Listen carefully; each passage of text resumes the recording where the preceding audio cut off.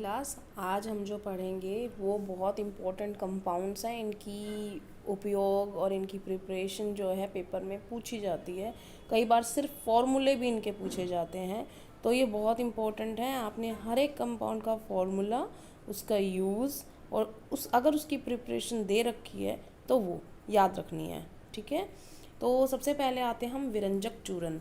बेटा, विरंजक चूर्ण जो होता है उसको हम ब्लीचिंग पाउडर बोलते हैं। इंग्लिश में क्या बोलते हैं? Bleaching powder. ये आपने सुना भी होगा। जो ज़्यादातर ब्लीच क्रीम्स आती हैं या कपड़े धोने के लिए, कई बार वाइट कपड़े धोने के लिए वो पीले पड़ जाते हैं तो बोलते हैं ना ब्लीचिंग पाउडर डाल के वो साफ़ हो जाते हैं। तो ब्लीचिंग पाउडर क्या होता है? ब्लीचिंग पाउडर विरंजक चूर्ण का फॉर्मूला होता है बेटा CaOCl2। ठीक है, तो आप सिर्फ ऐसे याद करो। वैसे इसको बोलते हैं कैल्शियम हाइपोक्लोराइड, लेकिन आप सिर्फ ऐसे याद करो CaOCl2। तो ब्लीचिंग पाउडर का आपको सूत्र पता चल गया, फॉर्मूला पता चल गया। वो है कैल्शियम, फिर ऑक्सीजन, फिर 2Cl2। ठीक है ना, CaOCl2। बनाया कैसे जाता है? आपका जो, अगर आपको ध्यान हो, चूने का पानी बनाया था हमने। कैसे बनाया था चूने का पानी? CaO, कैल्शियम ऑक्साइड में पानी डाल दिया था, कैल्शियम हाइड्रोक्साइड बन गया था। तो जो ये है, ये क्या है? ये चूने का पानी है, Ca और OH की ट्वाइस। और उसमें से हमने क्या निकाल दी? क्लोरीन गैस पास कर दी। तो जो बुझा हुआ चूना है, जो स्लेक्ड लाइम है, उसके अंदर से क्लोरीन पास करने से विरंजक चूर्ण बन जाता है। देखो ये बन गया ना CaOCl2 प्लस में वाटर। तो ये जो है ये रिएक्शन होगी, इसकी प्रिपरेशन। ठीक है ना, तो आपको कैसे ये तैयार किया जाता है ये पूछा जाता है। ये रिएक्शन बहुत इंपॉर्टेंट है। तो ये इसकी क्या है? प्रिपरेशन, कि कैसे बनाया जाता है, कैसे प्रिपेयर किया जाता है, इसे कैसे तैयार किया जाता है विरंजक चूर्ण को। अब आते हैं हम विरंजक चूर्ण के उपयोगों पर। तो ये तो उपयोग आप आराम से देख सकते हैं। जैसे मैंने अभी बताया था, कपड़ों में विरंजन इस्तेमाल किया जाता है। तो वस्त्र उद्योग में सूती और लेनन को विरंजन करने के लिए इस्तेमाल किया जाता है। विरंजन का मतलब क्या होता है बेटा? अगर फॉर एग्ज़ाम्पल कलर को वो क्या कर देता है, बिल्कुल कलरलेस कर देता है। कोई कलर होगा ना, कोई कलरिंग मटेरियल होगा, कोई भी, मान लो रेड कलर का कोई चीज़ है, और अगर आपने ब्लीच डाल दिया तो वो उसको हटा देगा कलर को। ब्लीचिंग क्रीम क्या करती है? जो बाल होते हैं चेहरे पर या हाथ पर, कहीं पर भी आप ब्लीच क्रीम लगाते हैं तो वहाँ पे वो उन बालों का कलर चेंज कर देता है। ठीक है, वो ऐसे लग जाते हैं कि आपकी स्किन के साथ मैच हुए हैं। तो ब्लीच क्या करता है? वो उसको कलरलेस में कोशिश करता है बदलने की।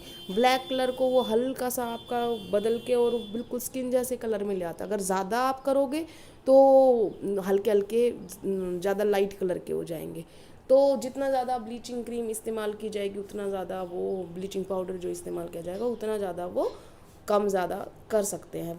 एक तरीके से आप ये समझ लो, रंग उड़ा देता है, सीधी सी बात करो तो वस्त्र उद्योग में इसको यूज़ करेंगे क्योंकि कपड़ों को आपको रंग बदलना होता है, तो इस वजह से इसको इस्तेमाल करते हैं। उसके बाद क्या होता है बेटा कि कई रासायनिक उद्योगों के रूप में, उपचायक के रूप में, आपने फर्स्ट चैप्टर में पढ़ा था उपचायक।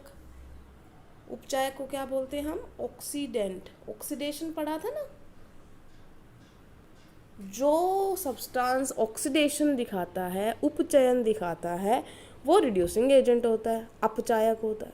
और जिसका रिडक्शन होता है वो ऑक्सीडाइजिंग एजेंट होता है। इसका मतलब जो पदार्थ रिडक्शन, अपचयन दिखाएगा वो उपचायक होगा। तो इसका मतलब ये क्या दिखाएगा? इसका खुद का क्या होगा?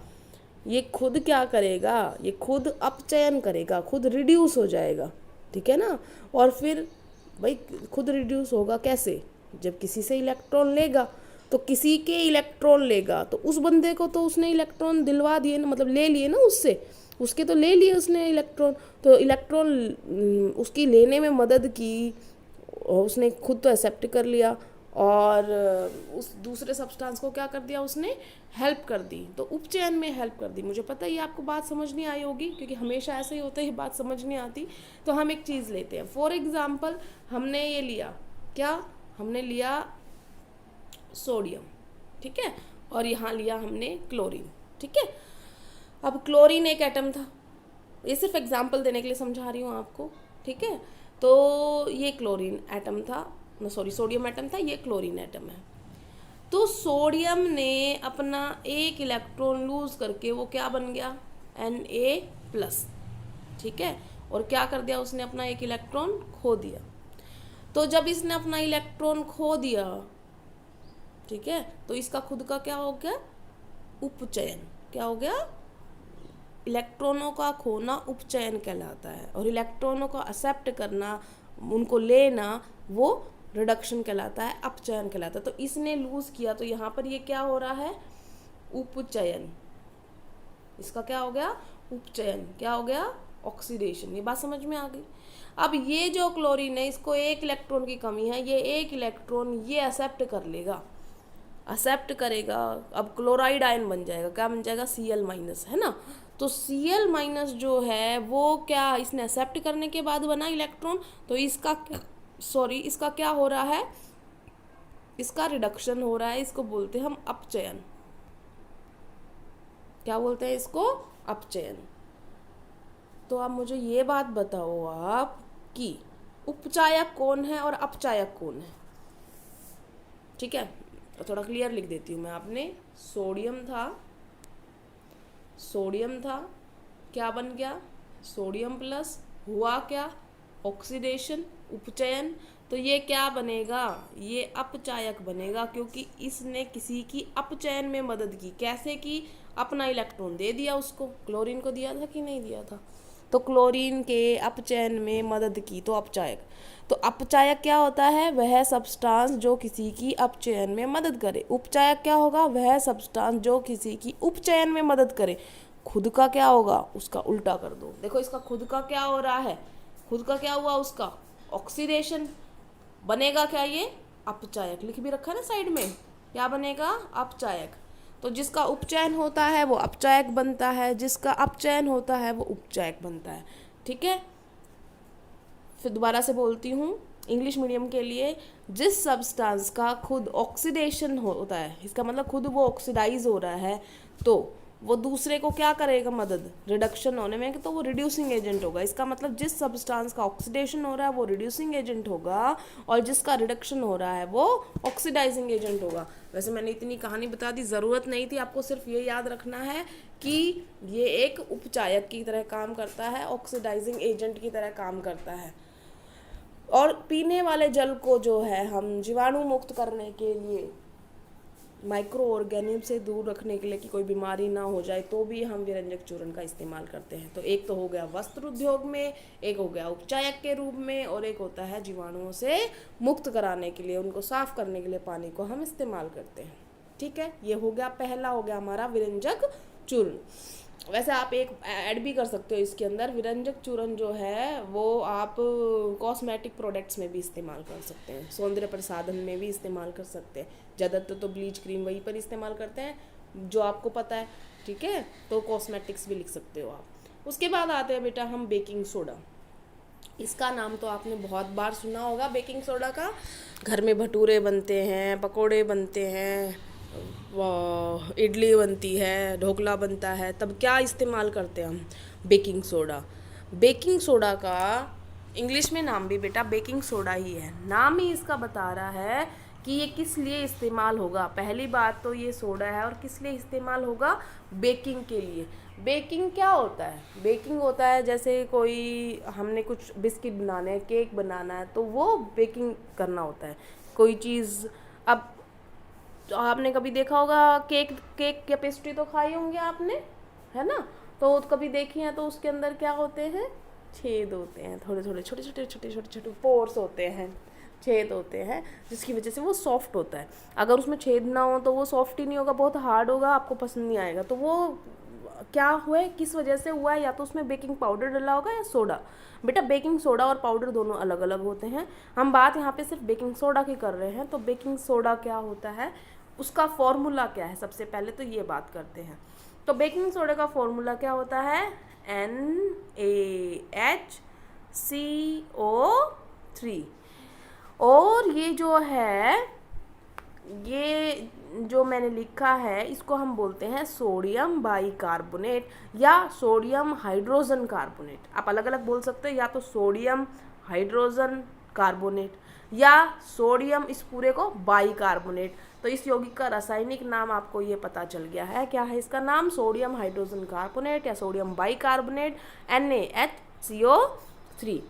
तो अब ये हो गया। अब ये तो आपको पता चला है सूत्र बनाया कैसे जाता है, प्रिपरेशन कैसे है। तो बनाने की विधि क्या है?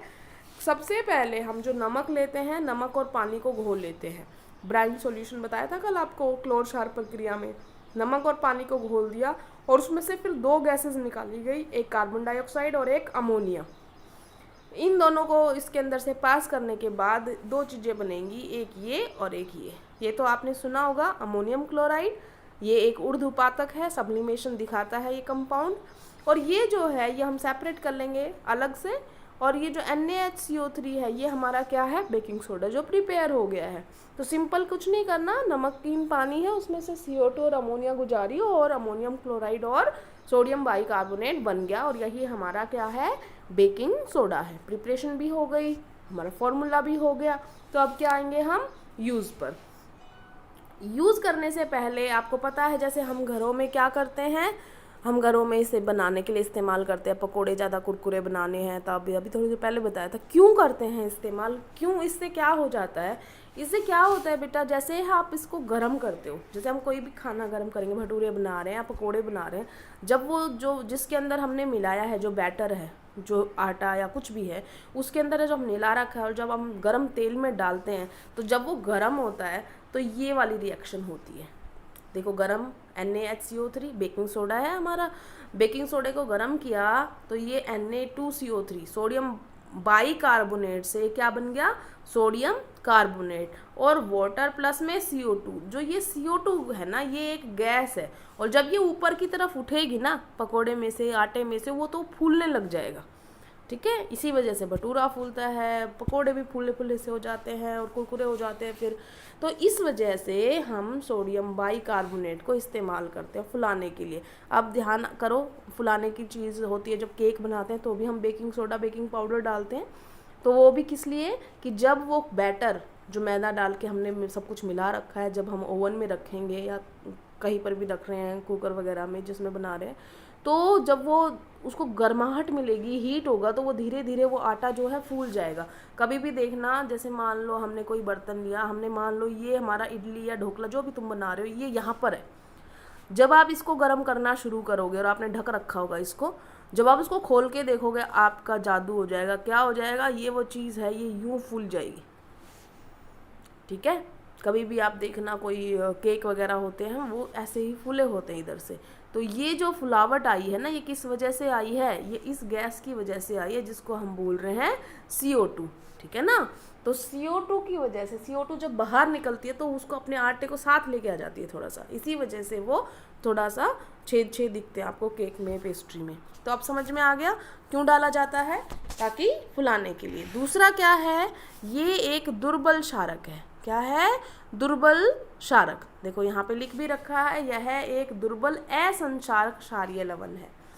असंक्षारक का मतलब है बेटा संक्षारण नहीं करता। आप किसी मेटल की जगह पे रख दो, स्टील के बर्तन में डाल के रख दो मीठे सोडे को, तो कुछ नहीं होगा स्टील को। लेकिन अगर आपने कोई और बेस रखा होता स्ट्रॉन्ग वाला तो वो उसको धीरे धीरे खराब करना शुरू कर देता। तो ये असंक्षारक है, कोई क्रिया नहीं कर रहा, संक्षारण नहीं दिखा रहा। दुर्बल का मतलब वीक, क्षारीय मतलब क्या है? बेसिक, लवण मतलब सोल्ट तो है ये। तो NaHCO3 ये क्या है? वीक। असंक्षारक का मतलब है नॉन कोरोसिव और क्षारीय का मतलब है एल्कलाइन या बेसिक। बेसिक सोल्ट है ये, weak, non corrosive, basic salt. अब आते हैं हम इसके उपयोगों पर। सबसे पहले उपयोग पे नज़र डालते हैं तो आता है बेकिंग पाउडर का इस्तेमाल किस लिए किया जाता है? ये देखो आ गया वही, बेकिंग पाउडर बनाने में। अभी मैंने बोला था ना कि बेकिंग सोडा अलग होता है, बेकिंग पाउडर अलग होता है। तो अब बेकिंग पाउडर क्या होता है वो देखो। बेकिंग सोडा तो बेकिंग सोडा ही है, लेकिन बेकिंग पाउडर में क्या होता है? बेकिंग पाउडर में बेकिंग सोडा के साथ साथ टार्टरिक अम्ल, टार्टरिक अम्ल जैसा एक अम्ल डाला जाता है, तो इसका मतलब वो मिश्रण हो गया किसका, सोडे का प्लस में एक और अम्ल का, और कभी कभी थोड़ा बहुत स्टार्च भी मिला दिया जाता है उसके अंदर से।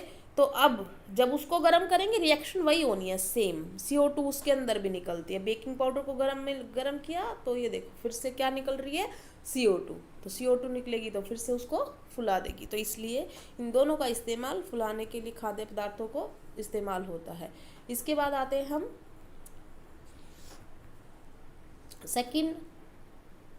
सेकंड जो होता है बेटा वो होता है सोडियम हाइड्रोक्साइड का एंटासिड के रूप में। अब एंटासिड के रूप में क्यों इस्तेमाल किया जाता है तो वो देखते हैं। एंटासिड क्या होता है पहले तो ये समझो। अभी थोड़े दिन पहले आया था शायद एंटासिड, हमारे पेट में जो एसिड होता है ज़्यादा बन जाता है, हमें खट्टी डगारें आती हैं, तो जो बदहजमी हो रही है, तब मैंने आपको बोला था कि वो इस वजह से हो रही है क्योंकि हमारे पेट में क्या बन रहा है, एसिड बन रहा है, और जब ज़्यादा हो जाता है तो उसे बोलते हैं हम एसिडिटी, अम्लता। तो पेट में ज़्यादा एसिड बन रहा है तो हम ऊपर से क्या पी लें तो हमारा पेट ठीक हो जाएगा, बेसिक चीज़ पी लेंगे तो, जैसे मिल्क ऑफ मैग्नीशिया, ये बताया था आपको। तो ये सब किस वजह से था, एसिडिटी को ख़त्म करने के लिए। तो सोडियम हाइड्रोजन कार्बोनेट अभी आपने पढ़ा कैसा है, हल्का सा बेसिक, तो इसको पानी में घोल के यूज़ करने से जो एसिडिटी है वो ख़त्म हो जाती है, ठीक है ना। तो आधा चम्मच लो पानी, एक गिलास में घोलो और पी जाओ तो ठीक हो जाएगी। दूसरा इसका इस्तेमाल क्या होता है, अग्निशामक। अग्निशामक क्या होता है बेटा, जो फायर एक्सटिंग्विशर होते हैं ना, आग बुझाने में इस्तेमाल किए जाते हैं। तो क्यों आग बुझाने के लिए इस्तेमाल किया जाएगा, सोचो। फॉर एग्जाम्पल यहाँ इस जगह पे आग लगी हुई है, ठीक है, और हमने मान लो डाल दिया क्या, NaHCO3, कौन सी गैस निकलेगी, CO2, कौन सी निकलेगी, CO2 गैस निकलेगी। और CO2 गैस जो होती है वो आग को बढ़ावा नहीं देती, बुझा देती है, तो इस वजह से वो आग वहाँ पर बुझ जाएगी, ठीक है। मोस्टली उस जगह पे इस्तेमाल करते हैं जहाँ पे हम पानी नहीं छिड़क सकते। फॉर एग्जांपल जैसे कंप्यूटर वाले रूम में, या जहाँ पर बहुत सारे इलेक्ट्रिकल सामान रखा हो उसमें आग लग रही हो, तो आप पानी डालोगे तो वो तो करंट फैल जाएगा सारी जगह पे। तो ऐसी जगह पे हम कौन सा इस्तेमाल करते हैं, सोडा वाला ये अग्निशामक, NaHCO3 वाला, बेकिंग सोडा वाला अग्निशामक, ठीक है। अब आते हैं हम नेक्स्ट, धोने का सोडा। धोने का सोडे का नाम से ही पता चल रहा है कि कपड़े धोने के लिए इस्तेमाल किया जाता है, सफाई के लिए इस्तेमाल किया जाता है। तो धोने का सोडा क्या होता है, उसका फॉर्मूला क्या है, ये है Na2CO3। धोने का सोडा Na2CO3 प्लस में बेटा पूरा है 10H2O बोलते हैं इसको। 10 जो वाटर के मॉलिक्यूल्स हैं इसके साथ रहते हैं, इसके फॉर्मूले के साथ ही हैं। इसका मतलब ये नहीं है कि गीला है, गीला नहीं होता, इसका फॉर्मूला ऐसा है, ठीक है ना। तो Na2CO3 10H2O। धोने का सोडे को धावन सोडा भी बोल देते हैं हिंदी में कई बार। तो धोने का सोडा ना हो और धावन सोडा हो तो घबराना नहीं तुमने, धावन मतलब धोने का सोडा ही होता है, धावन सोडा। और इंग्लिश में इसको बोलते हैं बेटा वॉशिंग सोडा, वॉशिंग सोडा। तो नाम से पता चल रहा है धोने का है, ठीक है। अब इसकी प्रिपरेशन की बात करते हैं कि कैसे प्रिपेयर किया जाता है। अभी थोड़ी देर पहले तुमने देखा होगा, हमने जब सोडियम बाइकार्बोनेट को गर्म किया था तो कौन सा बना था, Na2CO3 बना था कि नहीं बना था। तो जो बेकिंग सोडा है उसको गर्म करो, गर्म करने के बाद हमें क्या मिल जाएगा, Na2CO3, उसको लो, ये ले लिया हमने Na2CO3, और फिर हम इसको थोड़ी देर के लिए क्या कर देते हैं, हल्का सा ये वायु से जो है नमी ले लेता है और ये कन्वर्ट हो जाता है इसमें Na2CO3 10H2O में, ठीक है ना। तो ये जो है पहला रिएक्शन वो लिखनी है, दूसरी रिएक्शन ये लिखनी है, ये इसकी प्रिपरेशन हो गई। अब इसका उपयोग क्या होते हैं धोने के सोडे के, एक तो नाम तुम्हें पता चल रहा है, एक तो नाम से ही पता चल गया क्या कि इसका उपयोग किस लिए होता है, साफ़ सफाई के लिए इस्तेमाल होता है, ये तो पहला पता चल गया इसको नाम से। दूसरा जो आपको नहीं पता चल रहा, इसका उपयोग कांच, साबुन और कागज़ उद्योगों में होता है बनाने के लिए। और बोरेक्स जो होता है वो यौगिक जो है इसका रॉ मटेरियल वॉशिंग सोडा इस्तेमाल होता है बोरेक्स को बनाने के लिए। बोरेक्स आपने देखा भी होगा, कई बार बोलते हैं ना ये बोरेक्स टेस्ट ट्यूब है, या बोरेक्स का कई जगह इस्तेमाल होता है जल की स्थायी कठोरता को हटाने के लिए। स्थायी जल जो है कठोर होता है बेटा, कठोर का मतलब खारा, तो उसमें दो तरह की खारापन होता है, एक तो होता है स्थायी और एक होता है अस्थाई। तो ये स्थायी कठोरता मतलब परमानेंट हार्डनेस को दूर कर देता है जल की। तो इसका मतलब सिंपल ये लगा दो कि खारे जल को मीठा करने के लिए इसका इस्तेमाल होता है। समझ में आ गया? तो ये खारे जल को मीठा करने के लिए, घरों में साफ सफाई के लिए, बोरेक्स बनाने के लिए, और कागज़ और साबुन और कांच उद्योग में। ठीक है ना। अब आते हैं हम, क्या लवण के क्रिस्टल वास्तव में शुष्क हैं? इसका आंसर जैसे अभी मैंने बोला था कि 10H2O जो उसके फॉर्मूले में आ रहा है, इसका मतलब ये नहीं है कि वो उसके अंदर पानी है। पानी के मॉलिक्यूल्स हैं और वो उसको सूखा ही रखते हैं। वो इसका फॉर्मूला है कि 10H2O उसके साथ में रहते हैं। ठीक है। लेकिन अब जैसे इसको एग्जाम्पल हम दिखाएंगे। फॉर एग्जाम्पल आपने कभी कॉपर सल्फेट देखा होगा लैब में, नहीं देखा है तो क्लास में दिखा देंगे जब कभी मिलेंगे हम लैब में। तो कॉपर सल्फेट जो होता है, जो हम नॉर्मल जिस पे ऊपर लिखा होगा उस पे ये लिखा होता है कॉपर सल्फेट 5H2O। जैसे आपने अभी पढ़ा था Na2CO3 10H2O। तो बेटा ये क्या है, लास्ट में लगे हुए हैं, ये क्या है? जो सूत्र के अंदर जो जल के अणु दिखाई देते हैं इनको हम बोलते हैं क्रिस्टलन जल, water of crystallisation, molecules of water crystallisation. मतलब क्रिस्टल के अंदर ये मॉलिक्यूल्स एम्बेडेड होते हैं, मिले होते हैं। तो अब इसका जो कलर होता है वो नीला होता है, दिखने में बिल्कुल शुष्क होता है। आपको कभी लगे कि गीला होगा, आप टच करके देखोगे गीला नहीं होगा, लेकिन एक्चुअल में उसके अंदर पानी है जो आपको दिखाई नहीं दे रहा। कैसे? क्योंकि उसके फॉर्मूले में आ रहा है ये, तो उसके अंदर छुपा हुआ है क्रिस्टल के अंदर। ठीक है। तो अब ये छुपा हुआ जल को अगर हम कैसे पता लगाएंगे? हमने कॉपर सल्फेट को गर्म किया तो पानी अलग हो जाएगा, कॉपर सल्फेट अलग हो जाएगा। अब इसका कलर बदल जाएगा, अब ये नीला नहीं रहेगा, ये अपना कलर हटा देगा, हल्का सफ़ेद कलर का आ जाएगा। तो इसका मतलब क्या हुआ कि जब वो नीला है तो इसका मतलब उसके अंदर पानी है, जब वो नीला नहीं है इसका मतलब उसके अंदर पानी नहीं है। ठीक है। तो ये जो जल आपको सूत्र में दिखाई देते हैं ये क्रिस्टलन जल होते हैं। जैसे अभी आपके आएगा यहाँ पर कि लवण के एक सूत्र इकाई में, एक सूत्र इकाई मतलब जो उसका फॉर्मूला है उसमें कुछ जल के निश्चित अणुओं की संख्या दिखाई दे रही थी आपको, 5H2O 10H2O जो भी दिखाई दे रही थी, उनको हम क्रिस्टलन जल कहते हैं, वाटर ऑफ क्रिस्टलाइजेशन कहते हैं। ठीक है। जैसे कॉपर सल्फेट में क्या था? 5H2O, जो वॉशिंग सोडा था उसमें क्या था? 10H2O, और अभी आएगा एक जिप्सम, उसमें कितना आएगा? 2H2O। तो ये सब क्या हैं? ये सब क्रिस्टलन जल हैं। ठीक है ना।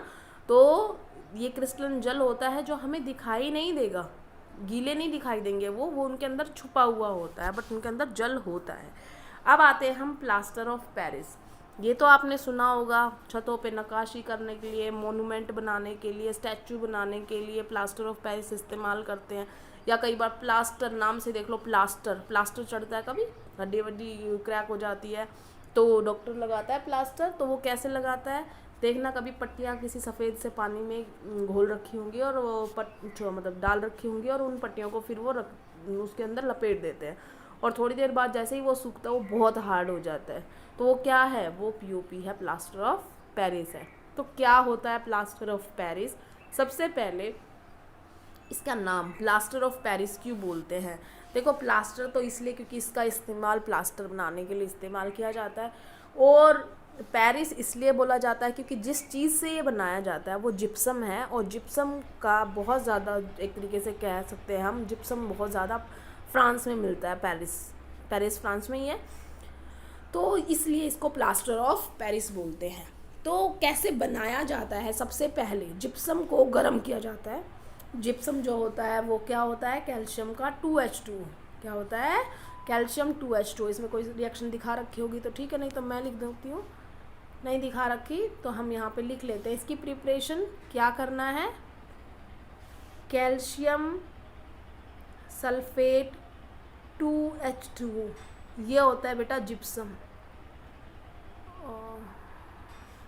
दोबारा लिख रही हूँ, ये फॉर्मूला दिख रहा है आपको यहाँ पर, ये वाला, ये जिप्सम का है। ठीक है ना। इसको हमने क्या कर दिया? हमने गर्म किया, लेकिन सिर्फ 373 केल्विन तक गर्म करा। अगर उससे ज़्यादा करोगे तो POP नहीं बनेगा, प्लास्टर ऑफ पेरिस नहीं बनेगा। होगा क्या यहाँ पर कैल्शियम सल्फेट हाफ H2O बन जाएगा, जिसको हम POP बोलते हैं, और डेड H2O मॉलिक्यूल हम बाहर दिखा देंगे कि ये निकल गया। अब आप सोचोगे यहाँ पे थे 2 मॉलिक्यूल, यहाँ पे है आधा, तो डेड मॉलिक्यूल इसके बाहर चला गया, तो डेड मॉलिक्यूल एग्जिस्ट कैसे करता है? बेटा एक्चुअल में ये डेड मॉलिक्यूल नहीं होता वाटर का। होता क्या है, एक कैल्शियम सल्फेट है और दूसरा कैल्शियम सल्फेट है, और उन दोनों के बीच में एक वाटर मॉलिक्यूल है। एक्चुअल में POP ये होता है कि 2 कैल्शियम सल्फेट के बीच में एक H2O है। तो अगर किसी बुक में ऐसे भी लिखा हो, कैसे, कैल्शियम सल्फेट की ट्वाइस और एक H2O, तो ये भी ठीक है, क्योंकि उसने एक्चुअल जो स्टेज है वो लिखी है। और क्योंकि अगर आप इसको 2 से डिवाइड करो 2 से डिवाइड, तो ये तो 1 रह जाएगा और ये क्या हो जाएगा, आधा हो जाएगा। तो आप ये लिखते हो तो भी आप ठीक हो। ये समझाने के लिए इसीलिए किया मैंने, ताकि हाफ का मतलब ये नहीं होता कि आधा मॉलिक्यूल वाटर का रहेगा, आधा नहीं रहता, 2 के बीच में 1 रहता है, ठीक है। तो इसलिए हाफ H2O है। उसके बाद ये प्लास्टर ऑफ पेरिस हमने बना लिया। अब होता क्या है प्लास्टर ऑफ पेरिस, जो जिप्सम है ना वो तो बिल्कुल चट्टान जैसा होता है, ये वाला जिससे ये बनता है ना, ये बिल्कुल चट्टान जैसा होता है, पत्थर जैसा। और जो प्लास्टर ऑफ पेरिस है वो पाउडर बन जाता है, पाउडर फॉर्म आ जाती है, जब उसको गर्म करेंगे ना तो वो पाउडर बन जाएगा। तो होता क्या है, जो रिएक्शन मैंने अभी बताई थी उसका एग्जैक्ट उल्टा हो जाता है जब उसमें पानी मिलाया जाता है। तो अगर POP को पानी मिल जाए, ये क्या है देखो, CaSO4 half H2O calcium sulphate hemihydrate है, उसमें कितना मिला दिया, पानी दे दिया उसको, तो वो क्या बन जाएगा, जिप्सम में कन्वर्ट हो जाएगा। अभी हमने क्या रिएक्शन पढ़ी थी, जिप्सम से क्या बनाया था, POP। अब हम क्या पढ़ रहे हैं कि अगर उसको पानी मिल गया तो दोबारा से किस में कन्वर्ट हो जाएगा, जिप्सम में। अब समझ में आया, वो पट्टियाँ जो बिल्कुल नॉर्मल थी वो एकदम से टाइट क्यों हो गई थी, क्योंकि जब वो पानी उसने एब्जॉर्ब किया उस वाइट सब्सटेंस ने, वाइट पाउडर ने, तो वो किस में कन्वर्ट हो गया, जिप्सम में। तो वो जब वो पट्टियाँ सूखने लगेंगी, वो पानी सारा एब्जॉर्ब करेगा, जब वो कैल्शियम सल्फेट हेमीहाइड्रेट जो POP है वो, तो वो सख्त होने लग जाएगा, क्योंकि वो अब POP नहीं रहा, सख्त हो चुका है। इसका मतलब वो किस में कन्वर्ट हो चुका, वो इस जिप्सम में कन्वर्ट हो चुका है, ठीक है। अब प्लास्टर ऑफ पेरिस का इस्तेमाल किस किस में किया जाता है, तो प्लास्टर ऑफ पेरिस का इस्तेमाल किया जाता है टूटी हुई हड्डियों को जोड़ने के लिए, दांत जो नकली दांत बनते हैं ना उनको, और वो जो क्या कहते हैं स्टैचू वगैरह बनाने के लिए, खिलौने बनाने के लिए, ठीक है ना, सतह को चिकना करने के लिए, सजावट करने के लिए। तो ये सब जो होता है ये इसके उपयोग हैं, ठीक है। अब आते हैं हम, बेटा ख़त्म ही हो गया चैप्टर, तो आज के लिए इतना ही। कल हम क्वेश्चन करेंगे NCERT के भी, और जो ये इन टेक्स्ट क्वेश्चन बच गए हैं ये भी करेंगे, ठीक है। Thank you class.